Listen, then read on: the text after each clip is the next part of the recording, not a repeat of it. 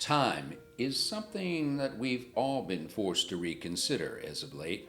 The last year plus has flown by, and it's really left most of us probably no longer measuring the annuum by January to December, but rather from when COVID first hit till now.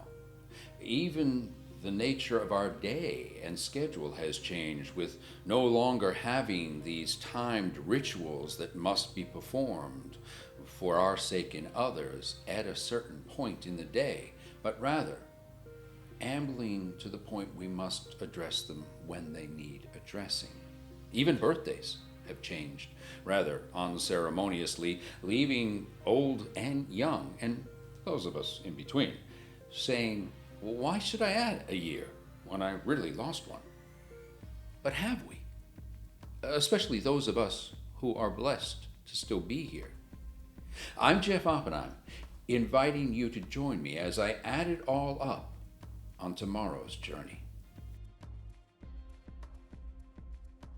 I've been reflecting on time quite a lot, or more specifically, the passing of time. Well, look, I will admit it. I've never really had a good sense of time the way some people do. Oh, that happened on such and such a date. Instead, I tend to measure it around key moments in my life, such as the passing of my father, the date I got married, the birth of my son, the birth of my daughter. These are the dates that I then build out from to gain some relevance of an overall calendar, of an overall lifetime. But time during COVID has become its own thing.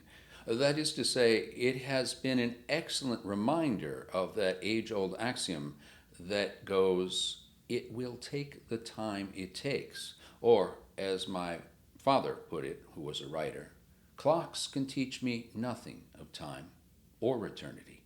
Waiting has seen to it. I was thinking on all of this when I got an invitation from my friend, the Venerable You Wang. She's the presiding monk at the Humanistic Buddhist Temple in Queens, New York, Flushing to be exact, which now rivals Manhattan for the bigger and more populated Chinatown and great dumplings. The Venerable was inviting me to Buddha's birthday.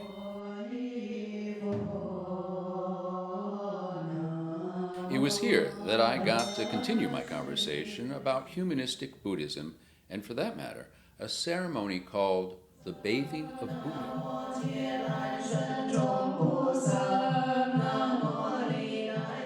Probably all the Buddhist temples will host this kind of ceremony. Explain the tradition of bathing Buddha for his birthday. While you're bathing the Buddha, it's not bathing the Buddha. You are bathing yourself. What we are really bathing is our heart, our mind, and then try to eliminate, all the wrongdoing in the past. Then kind of like a vow from today, from now, I will become a better person first. And then a better person is not just you live happily forever without other people, ignoring other people's feeling. It's you put other people in front of you first. Because that's how Buddha and Bodhisattva is. They always think about other people first. Other people has to benefit first, then come to yourself. It seems to me when I speak to a lot of non-Buddhists, specifically Westerners, they're stuck on one aspect. Buddhism is suffering. Explain that. Suffering, indeed, that was basically, it's universal truth. That's how when Buddha's first teaching at Deer Park, and then he's teaching about the Four Noble Truths.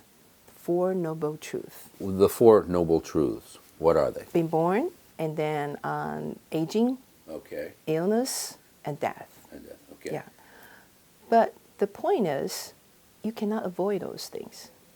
That's basically, when you don't have the wisdom about the Buddhism, of course, that's suffering. The suffering actually is the strength for you become stronger, to make you to go find the way out, and then to see through things, and then to get away from the suffering.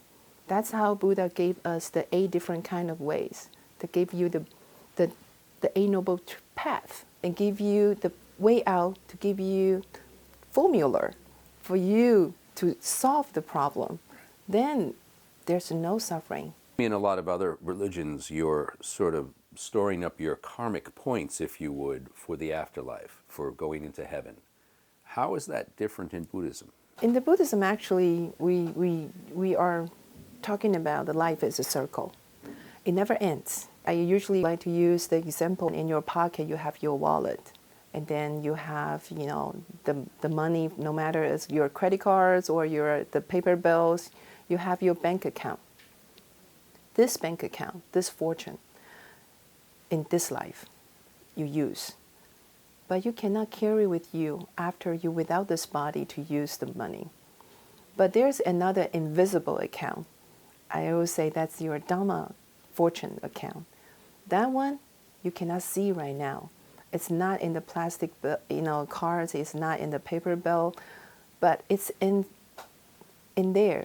You won't see, but it will accumulate the balance from your behavior, your words, and then your actions, and even your mind. That's why we just say, if you do good deeds, you speak good words, and then you think good thoughts, you never harm any other people, your Dhamma fortune, your balance will increase more and more and more. That's the balance for you to use in your future life. There's something different from other religions.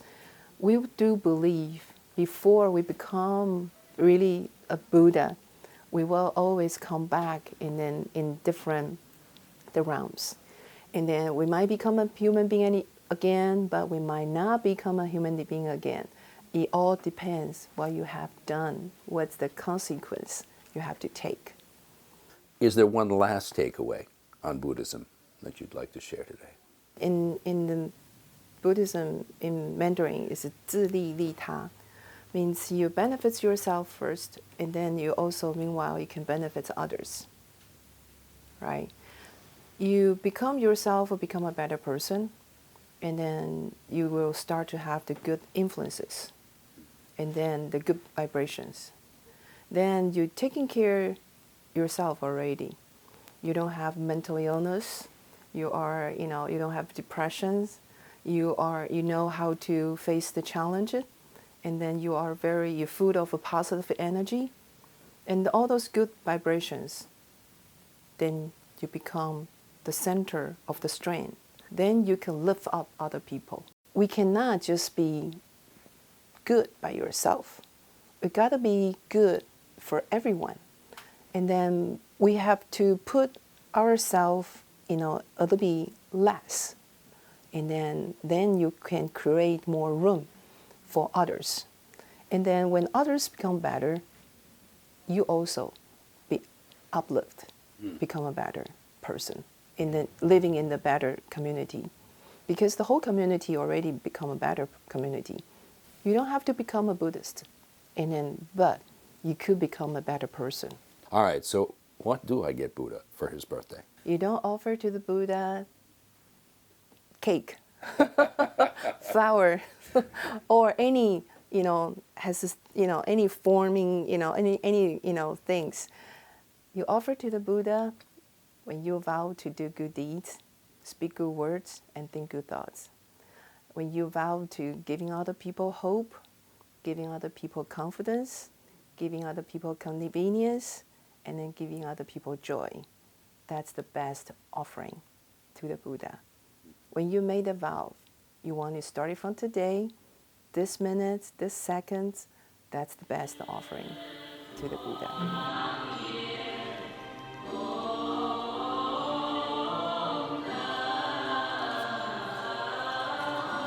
As I headed home from the ceremonies and my conversation with my friend, I was both exhausted and elated.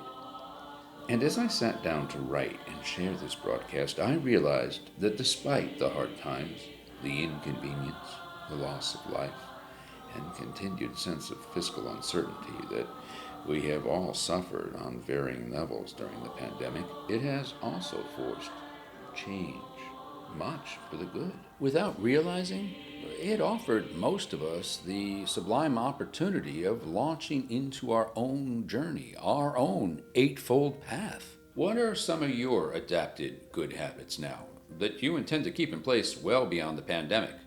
Share them with me in the comments section below here on the channel, or even do a short video and send it in, and I'll figure out a way to share it here as well.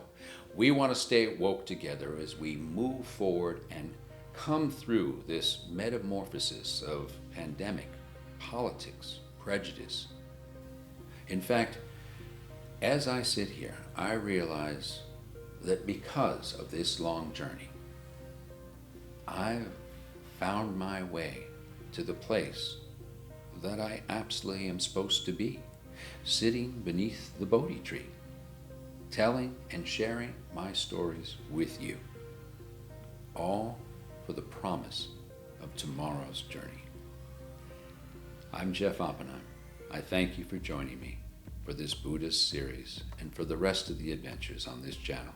Until the next time, stay safe, stay well, and stay enlightened.